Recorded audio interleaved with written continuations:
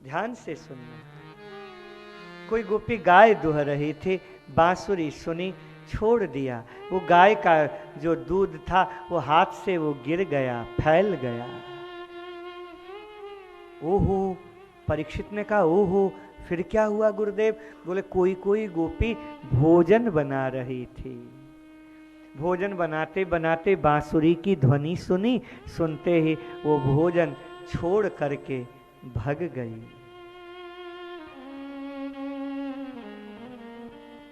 ये किया नहीं है, ये हो रहा है।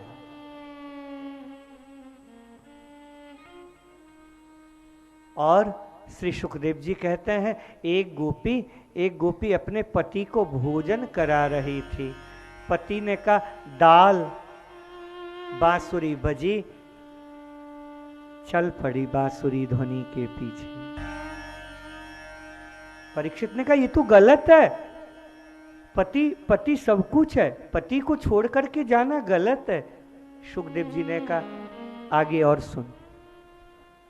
दूध पिला रही थी अपने बच्चे को कोई गोपी, बांसुरी की ध्वनि सुनी, बच्चा गिर गया, चल दी कृष्ण के पास। ये पाप है, परीक्षित ने कहा। सुखदेव जी ने कहा राजा एक बात बता। कहा क्या? पाप पुण्य किसके कारण होता है?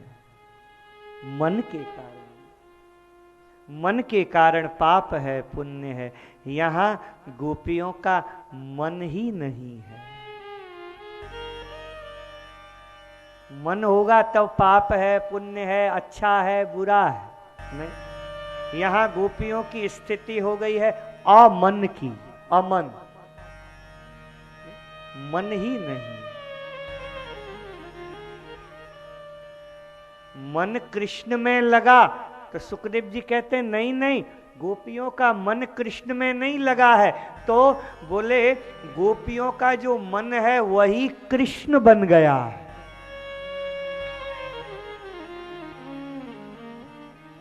वही कृष्ण बन गया। हाँ,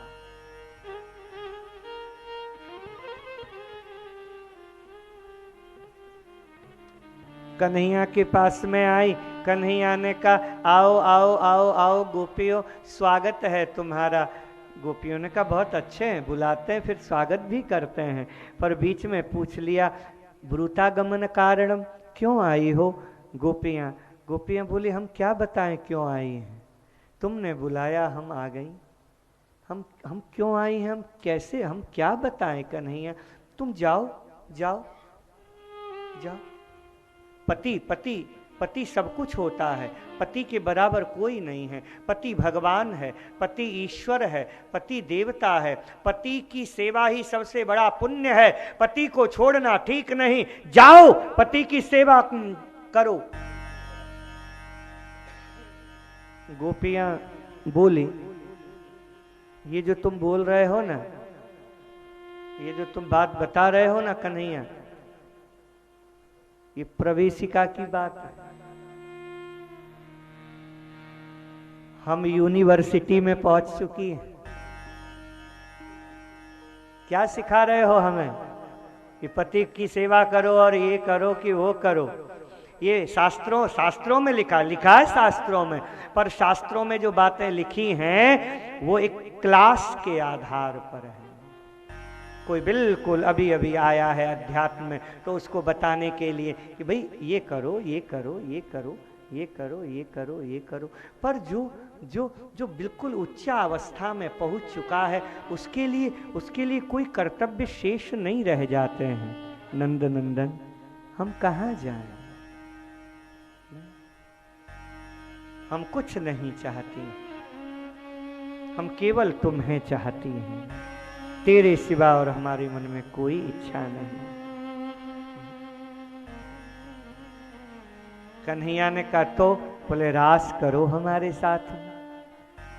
हम रास करने के लिए आई हैं। कन्हैया ने देखा इनका प्यार पक्का था, इनका प्रेम अद्भुत है। समझ गए नंदन और गोपियों के साथ में रास विहार करने लगे।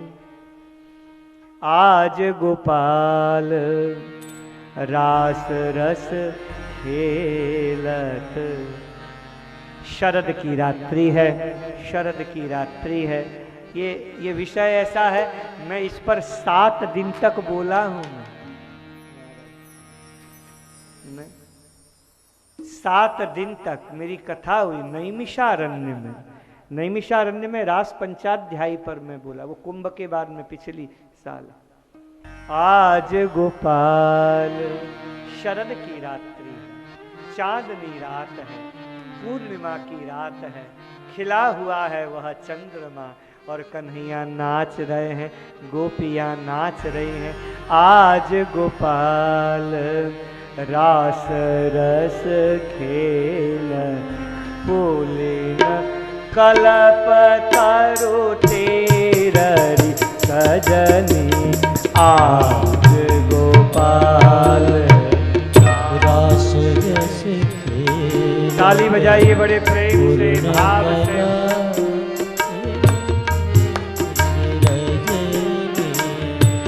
आज गोपाल रास रस खेलत बोलिन कलपतारु तीररि सजनी। आज गोपाल रास रस खेलत पूर्ण कलप।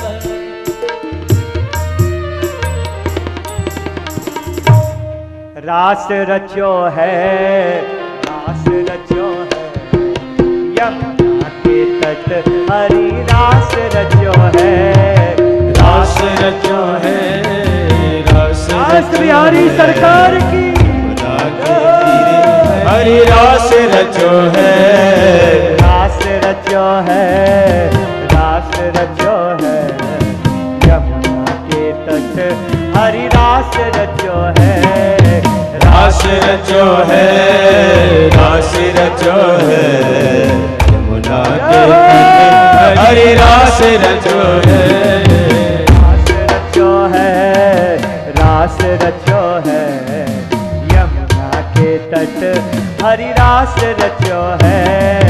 रास रचो है, रास रचो है, यमुना के तट हरि रास रचो है। रास रचो है, रास रचो है, यमुना के तट हरि रास रचो है। रास रचो है, रास रचो है, यमुना के तट हरि रास रचो है।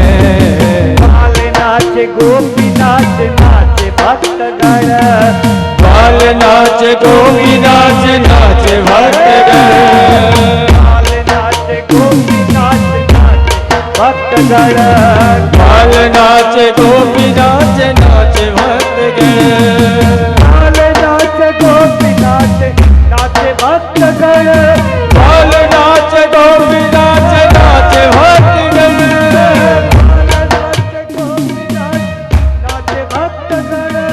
बाल नाच गोपी नाच, नाच भक्तगण।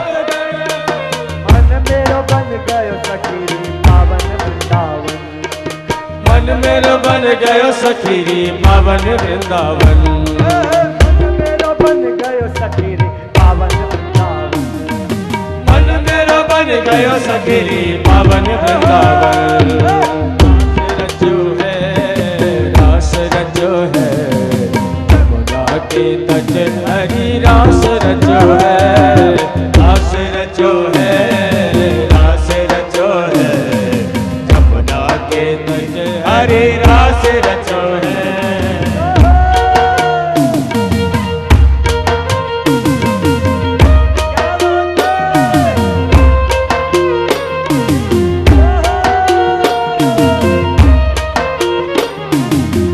तीर समीर यमुना तीरे बसती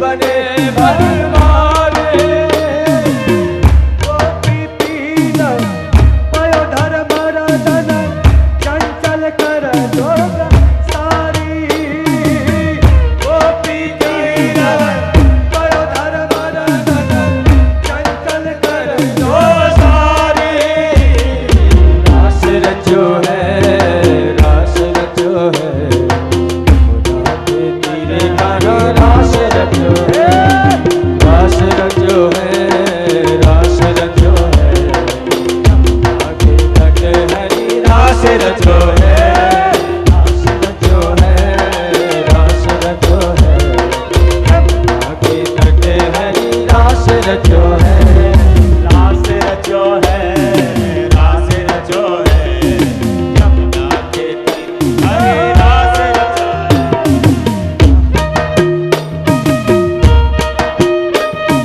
ब्रह्मा नाचे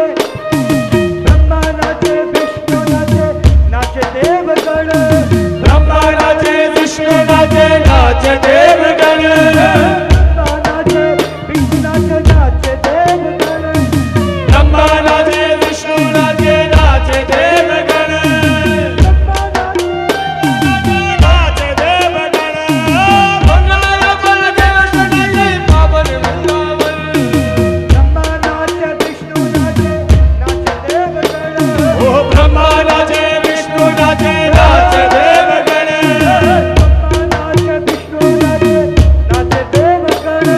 ब्रह्मा नाचे विष्णु नाचे नाचे देवगण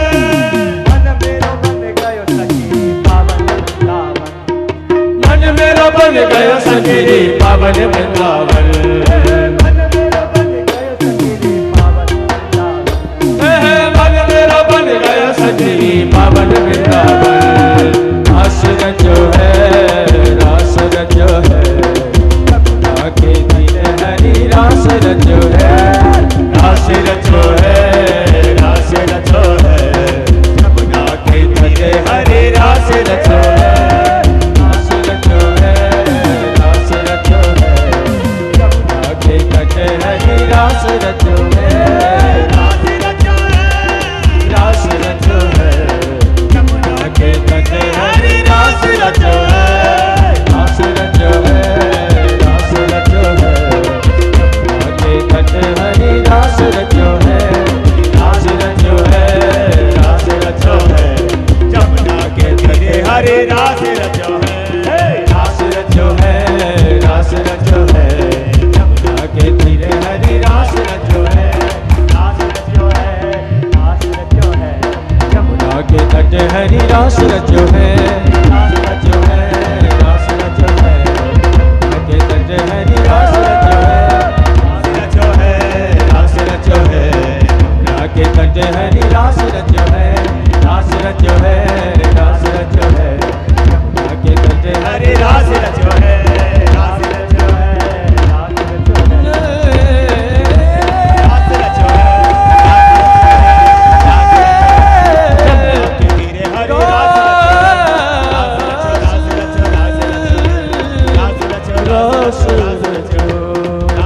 रास रचो है रास रचो है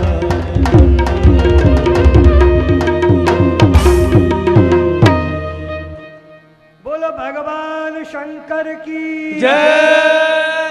शंकर जी आ गए। अभी बैठो मत आप लोग। पार्वती जी से बोले, देखो शंकर जी आज आने चाहिए, नहीं महाराज, शिवरात्रि का दिन है, शंकर जी आने। शंकर जी आए बड़े प्रेम से, पार्वती जी से बोले तीसरे से, अरे बड़े प्रेम से गाना, आप लोग सब गाना है। एक दिन वो बोले भंडारे बन के ब्रज के नाथ वृंदावन आ गए हैं, वृंदावन आ गए हैं। एक दिन वो बोले भंडारे नारी वृंदावन आ गए हैं, वृंदावन आ गए हैं। पार्वती जी मना के हारे, ना माने त्रिपुरारी वृंदावन आ गए हैं, वृंदावन आ गए हैं। पार्वती जी मना के हारे,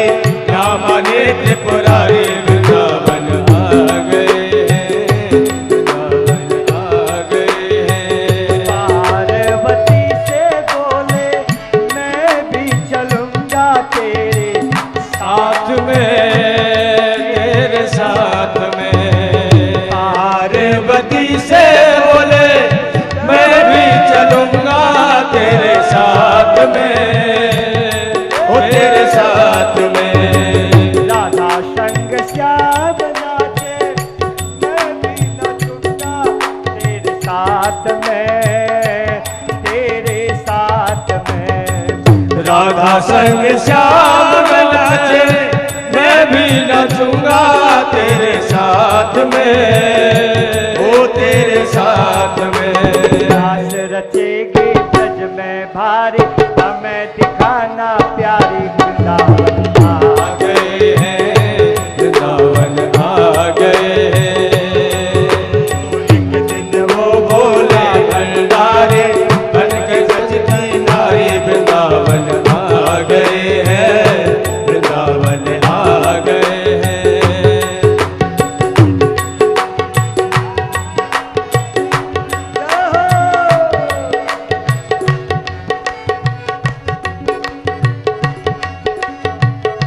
ऐसा बना दे मुझको, शंकर जी से पार्वती जी ने कहा गोपी का ही प्रवेश है, तो शंकर जी बोले ऐसा बना दे मुझको, कोई न जाने इस राज को, इस राज को।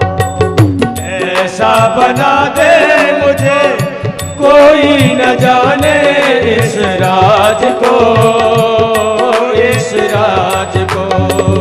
मैं हूँ सहेली तेरी, ऐसा बताना ब्रजराज को, ब्रजराज को। मैं हूँ सहेली तेरी, ऐसा बताना ब्रजराज को, ओ ब्रजराज को। गंगा की विद्या पहन के साड़ी, चाल चले मतवारी, वृंदावन आ गए हैं। गंगा के विद्या पहन के सारे, चाल चले मतवाले, वृंदावन आ गए हैं, वृंदावन आ गए हैं। वो भोले भंडारे, बन के ब्रज के नारी वृंदावन आ गए हैं, भोले भंडारी, बन के ब्रज की नारी, वृंदावन आ गए हैं, वृंदावन आ गए। देखा जब शान में गोपेश्वर महादेव की, देखा जब शान में भगवान शंकर पहुंचे, नाचने लगे। कन्हैया ने देखा, समझ गए ये नई कोई सखी आई है। देखा जब शान में, समझ गए सब राश सब राश को। देखा जब शाम ने, समझ गए सारे राश को, सब राश ने। ऐसे बजाई बम से, सुध बुध भूले भोला नाथ रे, भोलानाथ जी। ऐसे बजाई बंसी, सुध बुध भूले भोलेनाथ जी, ओ भोलेनाथ जी। सिर से खिसक गई जब साड़ी, मुस्काए बनवारी, आ गए हैं, वृंदावन आ गए हैं। सिर से सरक गई जब साड़ी, मुस्काए गिरधारी, वृंदावन आ गए हैं, वृंदावन आ गए हैं। पार्वती जी मना के हारी, ना माने त्रिपुरारी, वृंदावन आ गए हैं, वृंदावन आ गए हैं। वो बोले भंडारी, बन करके ब्रजधारी, वृंदावन आ गए हैं, वृंदावन आ गए हैं।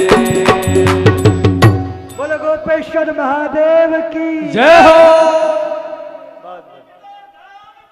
जय हो, जय हो, जय हो। जय हो। गोपेश्वर महादेव देखो, गोपी बन करके, है ना। गोपी का मतलब ही होता है पूर्ण समर्पण। पूर्ण समर्पण के बिना प्रेम की नगरी में प्रवेश नहीं है, नहीं, वह प्रवेश नहीं है। वहां पर प्रेम की नगरी में तभी प्रवेश है जब सब त्याग दिया जाए, अहंकार छूट जाए। शंकर भगवान यहाँ पर आए, बड़े आनंदित हैं, देखो नहीं, रास चल रहा है, रास चलते चलते अहंकार हुआ तो गोपियों के सामने कन्हैया अंतर ध्यान हो गए। जब मैं था तब हरि नहीं, अब हरि है मैं नहीं। भागवत जी में लिखा है कृष्ण अंतर ध्यान हो गए, कृष्णो हम। गोपियां कृष्ण कृष्ण कहते हुए चलती हैं, बड़े प्यार से पुकारती हैं, रोती हैं, बिलखती हैं। कृष्ण अंतर ध्यान हो गए हैं महारास के बीच में। जय राधा, आहा, सब गाइए, द्वारिका में बैठ करके सब पुकारिए, सब बोलिएगा मेरे साथ। जय राधा माधव, जय कुंज बिहारी, जय राधा माधव, जय कुंज बिहारी, जय राधा माधव, जय कुंज बिहारी, जय राधा माधव, जय कुंज बिहारी, जय गोपी जन बल्लभ, जय गोपी जन बल्लभ, जय गिरिवर धारी, जय राधा माधव, जय कुंज बिहारी, जय राधा माधव, हे हरि जय कुंज दर्शन दो।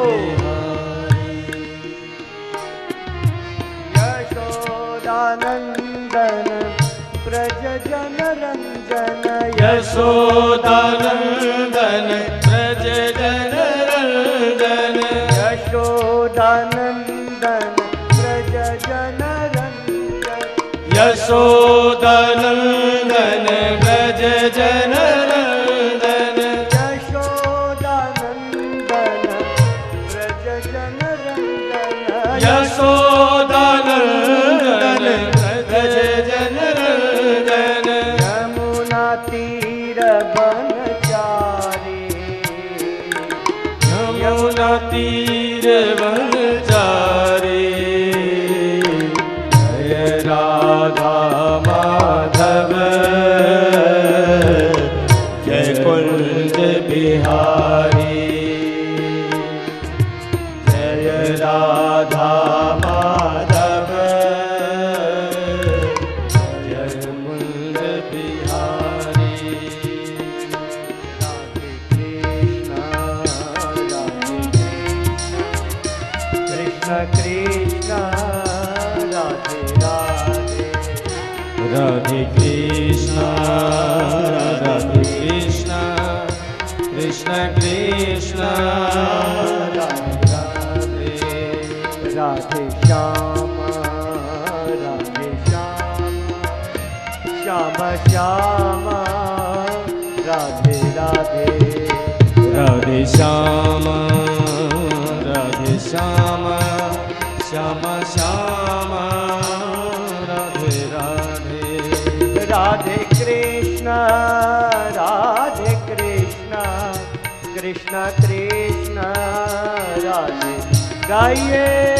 राधे कृष्ण, राधे कृष्ण, कृष्ण कृष्ण, राधे राधे, ओ राधे श्याम, राधे श्याम, श्याम श्याम, राधे राधे, राधे श्याम, राधे श्याम, श्याम श्याम, राधे राधे, राधे कृष्ण, राधे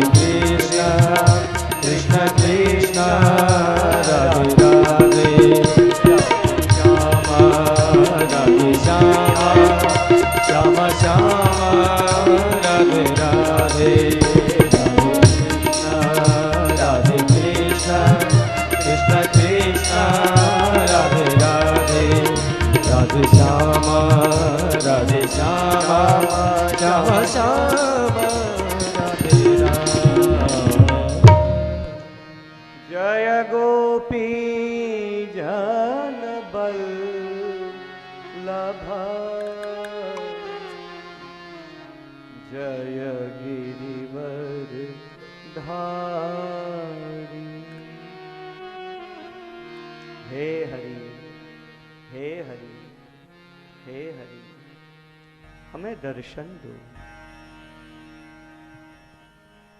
हजारों उन गोपियों ने यमुना के तट में खड़े होकर के कृष्ण को पुकारा। एक गीत प्रकट हुआ गोपियों के मुखारविंद से, जिस गीत का नाम था गोपी गीत। गोपी गीत भागवत का बड़ा प्यारा गीत है।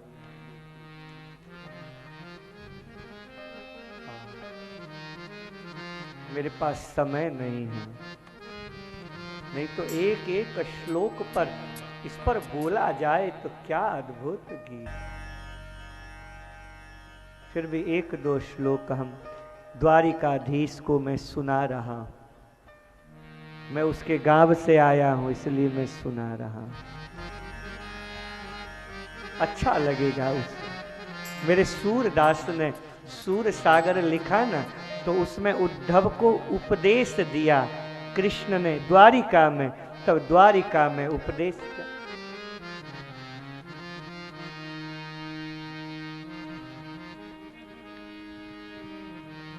कोई बात नहीं, 2 बजे तक मैं बोलूंगा। मैं आपको पहले बता दूं ताकि आप लोग बार बार घड़ी न देखो। 2 बजे तक कथा आज की चलेगी। है वो तो फिर आपकी श्रद्धा है कि 2:30 तक सुनो कि 3 तक सुनना चाहो। नहीं, पर 2 तक मैं अपनी तरफ से बोल रहा हूं। 2 तक इसलिए पहले से मैं आपको बता दूं ताकि आप लोग पूरा तैयार होके बैठे रहो कि भाई 2 बजे तक ये बोलने वाले हैं। इसलिए किसी को पानी वानी भी पीना हो तो थोड़ा ऐसे ऐसे धीरे से चले जाना। जब ये हो ना, भजन हो ना, तब जाया करना, कथा के बीच में मत जाना। तुरंत गए पानी वानी पी के आ गए, नहीं अपना हो।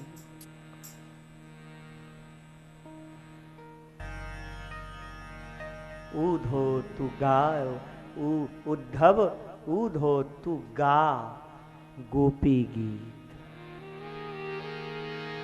कृष्ण ने द्वारिका में बैठ करके कहा। उद्धव ने पूछा, तुम किससे प्रसन्न होते हो राजा धीराज? कृष्ण के नेत्र से अश्रु बह गए थे। मैं किसी से खुश नहीं होता उद्धव। मेरे वृंदावन में मेरी गोपियों ने जो गीत गाया, गोपी गीत, वो मुझे कोई सुनावे तो मैं बहुत राजी होता हूं, मैं बहुत प्रसन्न होता हूं। ये वो गोपी गीत है, इसलिए मैं 1-2 मैं सुना रहा हूं। आप प्रेम से सुनना। आपकी समझ में भले ही न आए पर जो मंत्र है ना, मंत्र समझ में नहीं आता। हमारे गांवों में महाराज जी वो जो सांप काट लेता है ना किसी को, तो उसका जहर उतारने वाले जो होते हैं ना, वो क्या बोलते हैं उसे, जहर उतारने वाले जो होता है, वो ऐसे ऐसे करके जो जहर उतारते हैं वो कुछ न कुछ वो बड़बड़ाते हैं। वो समझ में नहीं आती है, पर समझ में न आए तब भी जहर उतर जाता है। ऐसे ही ये मेरे भागवत के मंत्र हैं मेरे साधकों। आपके भले ही समझ में न आए, इसीलिए मुझे पता है, मुझसे कई लोग कहते हैं आप इतना श्लोक क्यों बोलते हो, लोग समझते नहीं। मैंने कहा भले ही न समझें, पर भागवत तो यही है। ये जो संस्कृत के जो श्लोक, ये भागवत है नहीं। इसलिए मेरा प्रयास रहता है कि मैं ज़्यादा से ज़्यादा ये मंत्र मैं आपके कान में मैं पहुँचाऊँ, ताकि आप सबका मंगल हो, सबका अच्छा हो। मेरी यही भावना, इसलिए मैं संस्कृत के श्लोकों भी मैं ज़्यादा बोलता हूँ। गोपी गीत गाया, 1-2 श्लोक सुनिए, बड़े भाव से सुनिए, बहुत प्यारा गीत है। जयति तेधिकं जन्मना ब्रिज श्रयत इंदिरा शाश्वत दयित देशता सुता बगा त्वयि धृता सभा स्वान् विचिन्वते न खलु गोपिका नन्दनो भवान् अखिल देहिना अंतरात्मजे विघ्न साधितो विश्वगुप्तये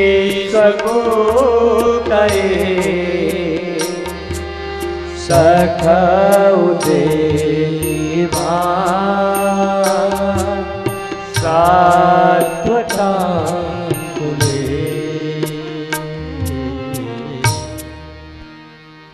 मैं हर श्लोक का अर्थ नहीं बता पाऊंगा, मेरी अपनी वो है मजबूरी है, पर एक श्लोक का अर्थ बता रहा हूँ।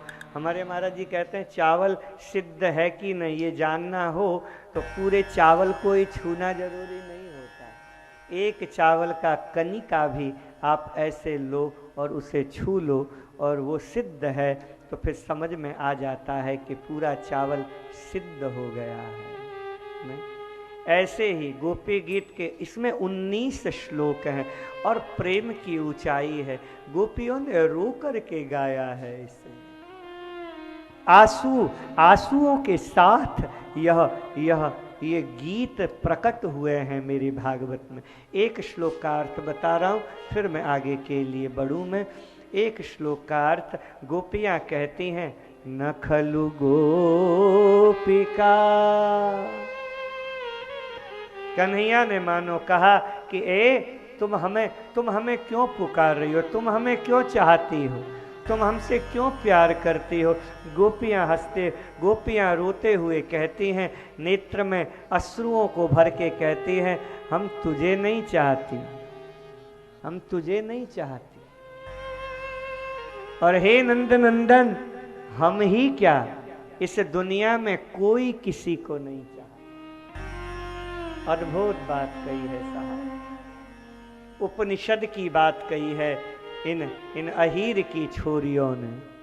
कोई किसी को नहीं चाहता। हर तो कौन, उपनिषद कहती है नवारे पत्यु कामान पति प्रियो भवति आत्मनस्तु कामान पति प्रियो भवति। कोई नहीं चाहता, कोई पति पत्नी को नहीं चाहता, पत्नी पति को नहीं चाहती। केवल अपने आत्मा की अनुकूलता के लिए हर व्यक्ति चाहता है। ये सच्चाई है।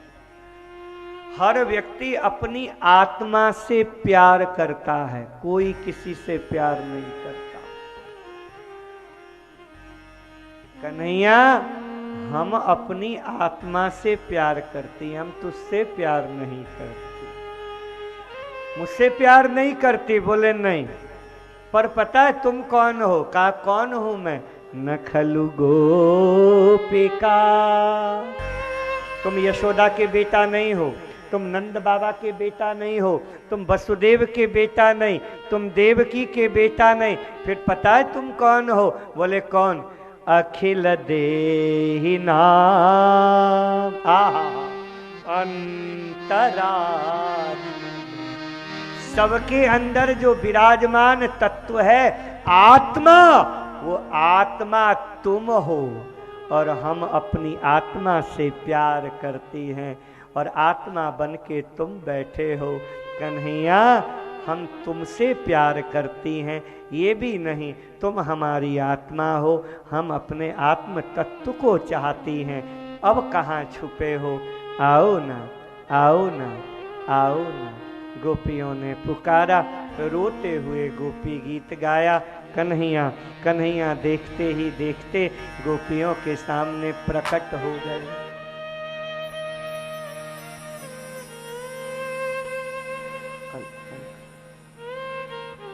सोचे थे कि आज होली करा दें, पर आज उत्सव ही इतने, कल अंतिम में होली ठीक रहेगा नहीं।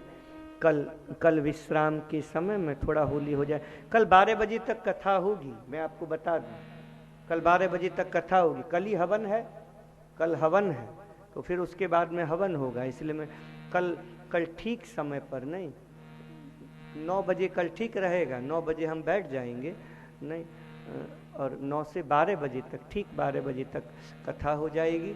फिर उसके बाद में हवन इत्यादि और भी सब कुछ है। क्या कल ही विश्राम है ना? तो होली कल ही उसका आनंद कर लेंगे, आज ब्याह का आनंद लो। अब थोड़ा रो लो, थोड़ा बैठ। कबीरा हंसना छोड़ दे, रोने से कर प्रीत, बिन रोए नहीं पाइए प्रियतम प्यारा मीत। प्रेम के लिए रोना है, कोई दुखी होकर के नहीं रोना है। महारास हुआ, कृष्ण प्रकट हुए, गोपी गीत को सुन करके आज नाचे हैं, नहीं गोपियों के साथ में नाचे हैं। बाहु प्रसार परिरंभ कराल कोरु, आनंद से नाचे हैं कन्हैया, गोपियां नाची हैं। ताता थई थई थई थई, कन्हैया खूब नाचे, खूब नाचे। महारास का वर्णन किया और श्री सुखदेव जी ने सभी श्रोताओं को आशीर्वाद देते हुए कहा, विक्रीडितम ब्रजबरुर्भिरिदम च विष्णु। जो इस महारास की कथा को सुनेगा उसके अंदर का काम वासना खत्म हो जाएगा। ये बड़ी विचित्र बात कही है, बल्कि अगर कथा ये सुने तो कह सकते हैं कि काम वासना जगेगा, क्योंकि विशुद्ध अगर कथा, मूल की कथा अगर मैं कहूं तो मूल में श्री सुखदेव जी कह रहे हैं कन्हैया गोपी को आलिंगन दे रहे हैं, कन्हैया गोपियों को चूम रहे हैं, ऐसा पूरा विस्तार से वर्णन है भागवत में। तो अगर सुने तो वासना तो जगेगी। हमारी भागवत कहती है नहीं, आप सुनिए इस कथा को, आप पाठ कीजिए इस कथा का, इस रास पंचाध्यायी का नित्य पाठ कीजिए मेरे साधकों। क्या होगा? भागवत कहती है एक मनोवैज्ञानिक प्रयोग है कि आपकी वासना धीरे धीरे धीरे धीरे धीरे शांत होती चली जाएगी। नहीं, पहले भले ही बढ़े, पर एक कोई साधक, कल ही मुझसे किसी ने पूछा कि महाराज जी ऐसा क्यों होता है जब हम कथा में बैठते हैं तो हमारे मन में बुरे बुरे विचार आते हैं, ऐसा क्यों होता है? कथा में बैठे तो बुरे विचार नहीं आने चाहिए, हमारे मन में बुरे बुरे विचार आते हैं। तो मैंने उनको कहा, उनका जो चीज़ दबी हुई होती है ना, वो कथा के माध्यम से वो निकल रही है। घबराओ मत, ये तो कथा का फल है। नहीं, अब मोबाइल में किसी चीज को हमें डिलीट करना होता है तो पहले वो स्क्रीन में दिखता है। नहीं, पहले कोई चीज ऐसे डिलीट मारनी है तो महाराज जी पहले स्क्रीन में दिखेगा और दिखने के बाद फिर वो डिलीट होता है। मैंने कहा अच्छी बात है, द्वारिकाधीश में आए हो, द्वारिका में बैठे हो, कथा सुन रहे हो, और ये कथा की महिमा है कि बुरे बुरे विचार भी अब घबरा रहे होंगे कि नहीं, कि इसके कान से कथा जा रही है भगवान की, वो निकल रहे हैं बाहर। निकलने दो साहब, वो घबराओ मत, उसको दबाओ मत, क्योंकि वासना दमित नहीं होनी चाहिए, निकलनी चाहिए, कोई आपत्ति नहीं है। ये द्वारिका की महिमा है। अब समझ रहे हैं ना मेरी बात? ये अद्भुत है, ये कोई साधारण बात नहीं। आप हल्के ढंग से आप कैसे ले रहे हो इस कथा को मुझे नहीं पता, पर मैं तो इसे बहुत महिमा के रूप में ले रहा हूं। नहीं, इसको मैं बहुत महिमा के रूप में ले रहा हूं कि द्वारिका की भूमि में बैठ करके हम कथा बड़े शांति से सुन रहे हैं, बड़े बड़े बड़े आनंद के साथ में सुन रहे हैं। अब कन्हैया जाएंगे, अब कन्हैया जाएंगे।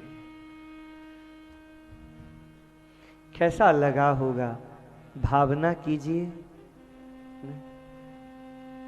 कंस ने अक्रूर को भेजा है, महाराज के बाद में सीधे कृष्ण मथुरा के लिए चलते हैं। अक्रूर आए, कंस ने भेजा है बुला करके लाओ, मथुरा में लाओ, मैं मार दूंगा। आए, नंद बाबा पूछते हैं क्यों आए हो अक्रूर, क्यों आए हो, क्यों आए हो, तुम्हारे आने का कारण क्या है? अक्रूर जी कहते हैं कृष्ण और बलराम को लेने के लिए मैं आया। यशोदा मैया सुनती है, क्यों क्यों लेने आए हो? मेला लगा है मथुरा में, थोड़ा मेला देख लेंगे बच्चे तो अच्छा रहेगा। यशोदा रो पड़ती है, मेरा लाला नहीं जाएगा, मेरा लाला नहीं जाएगा, मेरा कन्हैया नहीं जाएगा, मैं अपने कन्हैया को नहीं भेजूंगी। नंद बाबा कहते हैं भेजो ना, जाएगा कन्हैया जाएगा, मैं भी जाऊंगा कन्हैया के साथ में, इसके सारे मित्र इसके साथ में जाएंगे, बलराम भी जाएगा। पति ने कह दिया, बेचारी पत्नी क्या करे, यशोदा उठ कर के चली गई। ये बेचारी कोने में जाकर के बैठ कर के रो रही है।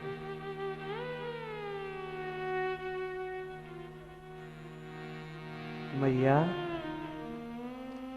तू चला जाएगा? न जाऊं, तेरी इच्छा है, जा जा जा। आएगा कब पता नहीं मैया।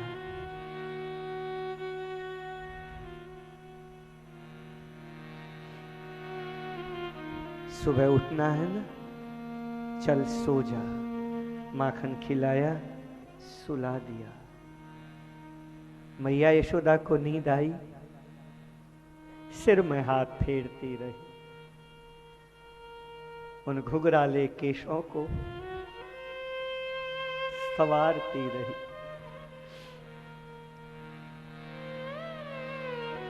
रोना आया, साड़ी का पल्लू अपने मुंह में रख लिया,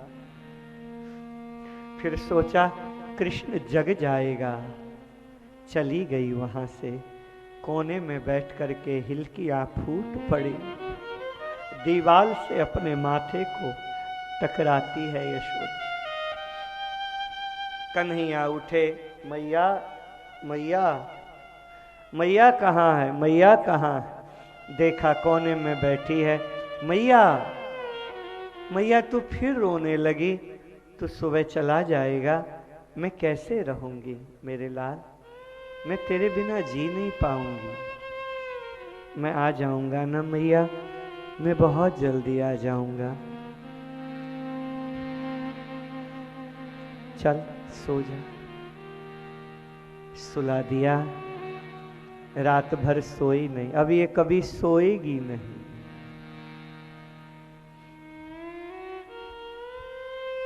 भागवत में लिखा है 100 वर्ष हो गए, द्वारिका में कुरुक्षेत्र में जो मिलन हुआ है इन लोगों का, 100 वर्ष तक सोई नहीं है यशोदा।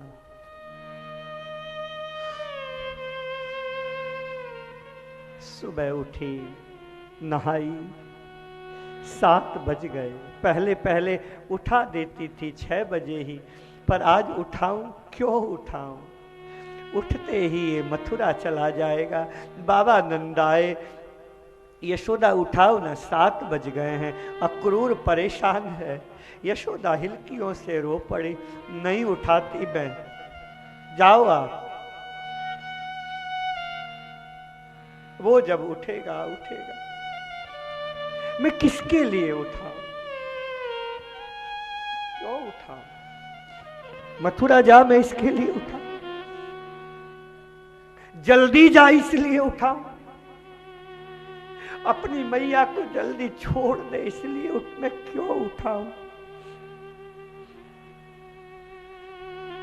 दधि मंथन करती है, दधि मंथन करती है, रो रही है, माखन निकाल रही है। कृष्ण उठे, मैया मैया। कन्हैया ने मैया ने सुना, उठी तुरंत, आंसुओं को पोंछा। मेरा लाला देखेगा उसे अच्छा नहीं लगेगा कि उसकी मैया ऐसे रो, ये बेचारी रो भी नहीं सकती है यार। आंसू पहुंचे।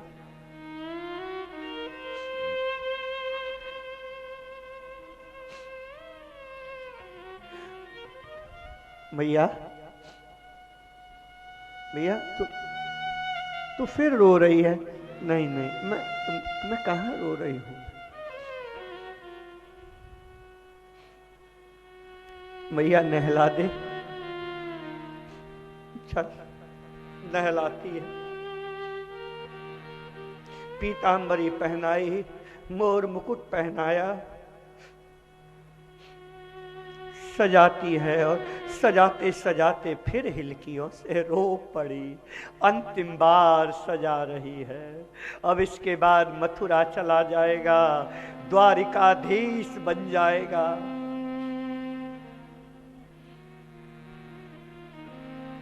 मत रोना, फिर चुप कराती है। मैया आई। गोपियां खिलखिला रही हैं, हंस रही हैं, खेल रही हैं, सब गोपियां।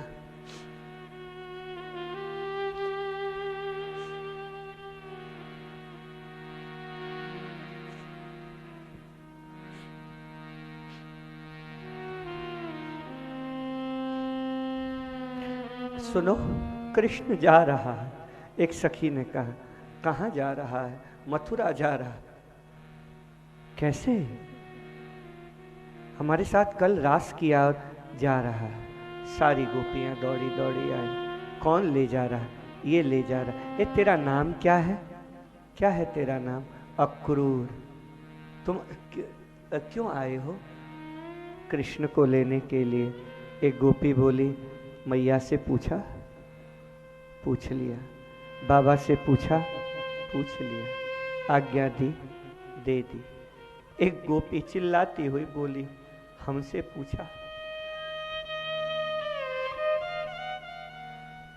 कृष्ण केवल नंद और यशोदा का नहीं, कृष्ण वृंदावन के एक एक व्यक्ति का। हमसे पूछा क्या नाम है? अक्रूर। एक गोपी हंसते हुए कहती है, कैसा भद्दा मजाक है ना, तेरे जैसा क्रूर इस दुनिया में दूसरा नहीं है। और नाम रखा है तेने अपना अक्रूर। हमारे प्राणों को लेकर के जा रहे हो, दया नहीं आ रही तुझे? तू कृष्ण को नहीं ले जा रहा, तू हमारे प्राणों को ले जा रहा। कन्हैया आए भीतर से, गोपियों को देखा। गोपियां देखते ही रो पड़ी। जा रहे हो? हमें छोड़ के जा रहे हो? याद नहीं आएगी हमारी? आएगी। राधा दूर खड़ी है, वो भी दौड़ी दौड़ी बरसाने से आ गई है। आज उसको किसी ने कह दिया कृष्ण जा रहा है, बरसाने से वो नंगे पांव दौड़ी आई है वृंदावन। आई तो देखा कृष्ण को, वहीं खड़ी हो गई। सखियों ने कहा, राधा जा रहा है, मिल लो अंतिम बार। राधा ने कहा, ना, आज राधा नहीं मिलेगी। अब उसे मिलना है तो वो आए मेरे पास। अब बहुत हो गया, अब नहीं। कृष्ण गए राधा के पास में, राधे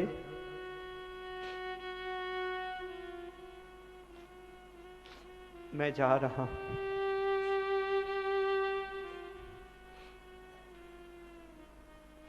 मेरी याद आएगी? याद आएगी।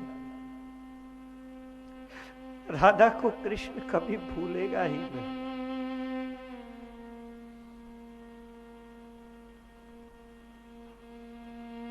घुटनों के बल कृष्ण बैठे, फेंट से बांसुरी ली, अब कोई बांसुरी सुनने वाला नहीं है। राधे, ये मेरी बांसुरी कृष्ण तुझे दे रहा है। मैं वृंदावन में था, बांसुरी बजाता था, तू दौड़ी चली आया करती थी। अब बांसुरी नहीं बजाएगा कृष्ण। इस कृष्ण की याद आए बांसुरी बजा लेना। राधे, कृष्ण तुम्हारे सामने खड़ा होगा। बांसुरी दे दी, माथे से लगाया बांसुरी को राधा ने, अपने हाथ में रखा। भागवत कहती है कभी राधा ने बांसुरी बजाई नहीं। गोपियों ने कहा तुम्हें याद आ रही है तो बजा लो ना, कृष्ण आ जाएगा तुम्हारे पास में, बजाओ ना। राधा ने कहा राधा बुलाए और कृष्ण आए, क्या प्यार है। और राधा का प्यार ऐसा नहीं है कि राधा अपने स्वार्थ के लिए वो कृष्ण को बुलाए। राधा इतनी स्वार्थी नहीं है, उसे आना है तो वो स्वयं आए, खुद आए, नहीं बुलाएगी। राधा ने कभी बुलाई। और राधा ने कहा भी, कृष्ण ने कहा था याद आए तो बुलाना। राधा ने कहा याद जा ही नहीं रही तो आएगी कहाँ। याद तो तब आए ना जब हम भूलें। यह याद या विस्मृति ही नहीं है तो स्मरण का कोई अर्थ नहीं रह जाता, याद का कोई मतलब नहीं रह जाता।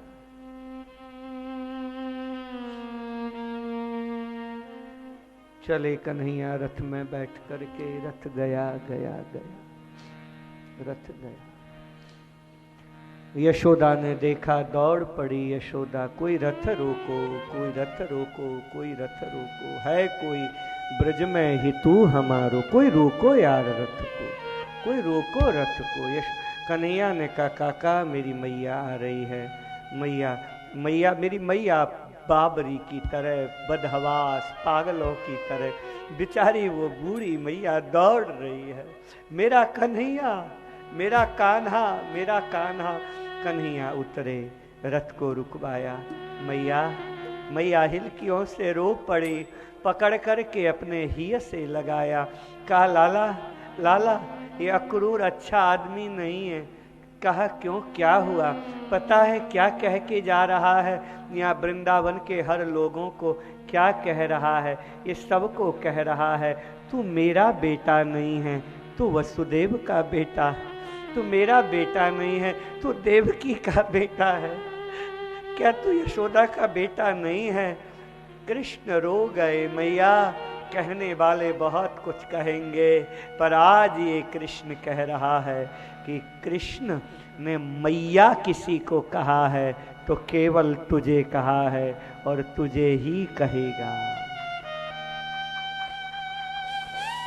द्वारिका में देवकी तड़पती रही, रोहिणी को कहती रही कि एक बार कृष्ण के मुंह से कहलवा दो ना मैया।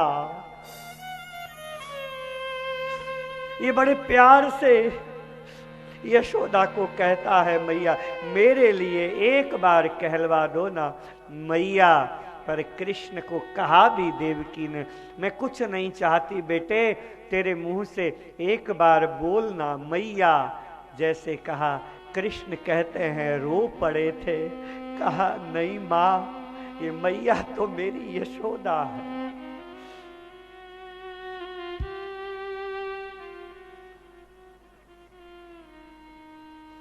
मेरे लाल सब भूल जाना, बस एक बात याद रखना। क्या क्या कहा, क्या हाथों को लेती है कन्हैया के, चूमती है। मैं कितनी निर्दयी हूं ना, मेरी जैसी कठोर कोई नहीं होगी ना इस दुनिया में कि मैंने माखन से कोमल से लाला को तुझे एक ऊखल से बांध दिया। मेरे लाल भूल जाएगा ना। कन्हैया रो पड़ते हैं। बैठे कन्हैया रथ में, रथ चल पड़ा है। यशोदा देखती रही, रोती रही, पूरा वृंदावन रो उठा है। कन्हैया आते हैं मथुरा में, मथुरा में आकर के कुब्जा का उद्धार करते हैं, कुब्जा को सुंदर बनाते हैं, नहीं, और कुब्जा को सुंदर बना करके धोबी से वस्त्र लेते हैं, कुब्जा चंदन लगाती है और सबका उद्धार करते हुए बाद में हमारे कन्हैया लाल कंस का उद्धार कर देते हैं। बोलो कृष्ण कन्हैया लाल की जय। और इन कथा को विस्तार से लेने की मेरी इच्छा नहीं हो रही, मार दिया कंस को। कंस का उद्धार किया। जाते हैं पढ़ने के लिए उज्जैन, कन्हैया लाल पढ़ कर के आए उज्जैन से, सांदीपनी के यहाँ पढ़ कर के आए हैं। और जब आए वृंदावन में, मथुरा में जब आए, बैठे हैं आज, देव की आती है। ये बड़ा प्यारा प्रसंग है। इसके बाद में सीधा विवाह का ही प्रसंग आएगा। अब ज़्यादा वो नहीं है, हम बिल्कुल आराम से पहुंच रहे हैं, पहुंच गए हैं। अब बस ये प्रसंग मैं चाहूँगा, आप लोग को जल्दबाजी नहीं है ना, बहुत प्यारा प्रसंग है। मेरा पसंदीदा विषय है ये, मेरा पसंदीदा विषय है उद्धव गोपी संवाद। बड़ा बड़ा बड़ा भागवत की ये प्राण है। इसको अगर कहा जाए भागवत का प्राण तो शायद मैं अतिशयोक्ति नहीं बोल रहा। गोपी प्रेम की जो चर्चा है महाराज जी, अद्भुत है भागवत में, उसका वर्णन है। मैं चाहूँगा आप लोग शांति से बस ऐसे ही सुनिए। कन्हैया बैठे हैं आज अपने यहाँ, शांति से बैठे हुए हैं। देवकी है, देवकी सोचती है कि मेरे लाला को मैंने सुना है, मेरे पुत्र को पसंद है माखन मिश्री, मैं माखन मिश्री खिलाऊंगी। आज तक मैंने खिलाया नहीं। वो आया कंस को मार मूर करके, फिर चला गया वहाँ पढ़ने के लिए, आज फिर आया है। अब तो मैं आज अपने बेटे को गोद में बैठा करके माखन खिलाऊंगी। देवकी खुश है, हाथ में वो थाली ले करके हैं, उसमें माखन मिश्री को सजाया है। नहीं, दास दासियों ने माखन को निकाला है और उसी माखन को लेकर के देवकी सज धज करके जाती है अपने पुत्र कृष्ण के पास में। कृष्ण अपने महल में है, ये ज़्यादा इधर उधर घूमते नहीं हैं। कन्हैया अपने महल में ही बैठे रहते हैं। खटखटाया देवकी ने, द्वार खोला कन्हैया ने, कहा माता माता। कृष्ण ने तुरंत अपनी माता देवकी के चरण छुए।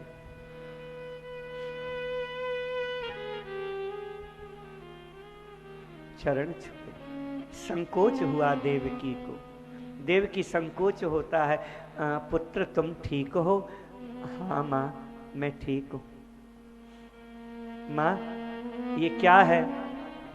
थाल हटाई, तुझको बहुत प्रिय है ना, तुझे बहुत पसंद है ना ये माखन, मैं तेरे लिए माखन मिश्री लेके आई हूँ, खाना।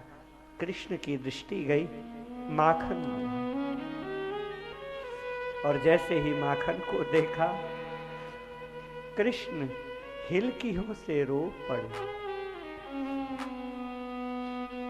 मैया यशोदा की याद आई, कुछ भान नहीं रहा, हिलकियों से रो पड़े, अश्रु बहने लगे।